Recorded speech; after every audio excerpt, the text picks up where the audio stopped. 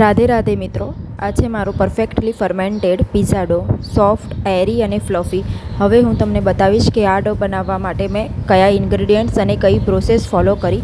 એક બાઉલમાં આપણે 1 કપ જેટલું વાર્મ વોટર લઈશું. એની અંદર આપણે 2 ટેબલસ્પૂન સુગર એડ કરીને ઓગાળી લઈશું. હવે આપણે એની અંદર 1 ટેબલસ્પૂન જેટલું ડ્રાય યીસ્ટ એડ કરીને તેને મિક્સ કરી લઈશું. તેને ઢાંકીને આપણે 10 મિનિટ માટે રેસ્ટ આપીશું. ત્યાં સુધી આપણે એક બાઉલમાં 500 ગ્રામ જેટલો મેદો, 2 tablespoon salt, 2 tablespoon olive oil add કરીને તેને મિક્સ કરી લઈશું. તમે જોઈ શકો છો કે આપણું જે યીસ્ટ હતું તે એક્ટિવ થઈ ગયું છે. હવે આપણે એને મેદાની અંદર એડ કરવાનું છે. તો પહેલાં આપણે સારી રીતે એને મિક્સ કરી લઈશું, પછી તેને આપણે મેદાની અંદર એડ કરી લઈશું. હવે બધો જ જે ડો છે આપણે બાંધવા માટે એને મિક્સ કરી લઈશું. જરૂર પડે તો પાણી એડ કરતા જઈશું થોડું થોડું, અને આપણો સોફ્ટ ડો બાંધવા લાગીશું. હજુ સુધી તમે મારી યુટ્યુબ ચેનલ સબસ્ક્રાઈબ ના કરી હોય તો અત્યારે જ કરી દેજો સારી સારી રેસીપી જાણવા માટે.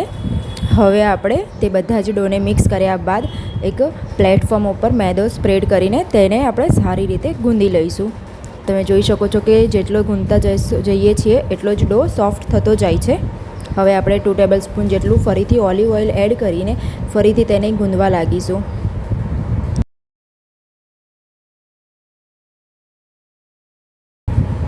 દસથી 15 મિનિટ સુધી તેને સારી રીતે ગૂંથતા જ જઈશું. જેટલો વધારે ગૂંથશો એટલો જ વધારે સ્ટ્રેચી અને સોફ્ટ થતો જશે ડો. આપણો ડો રેડી થઈ ગયો છે. તો હવે આપણે એને એરટાઇટ ડબ્બામાં ઓલિવ ઓઇલ એડ કરીને સારી રીતે ફેલાવી દઈશું. પછી તે ડોને આપણે ડબ્બામાં મૂકીને 2 કલાક રેસ્ટ આપીશું. 2 કલાક પછી આપણો ડો મસ્ત એવો સોફ્ટ અને ફ્લફી થઈ ગયો છે. તો સારી રીતે મિક્સ કરીને ફરીથી તેને થોડીવાર 2-4 મિનિટ સ્ટ્રેચ કરી લઈશું. તો સોફ્ટ અને સ્ટ્રેચી ડો રેડી થઈ ગયો છે. હવે આપણે તેના નાના નાના બોલ બનાવીને પિઝા બેઝ બનાવીશું.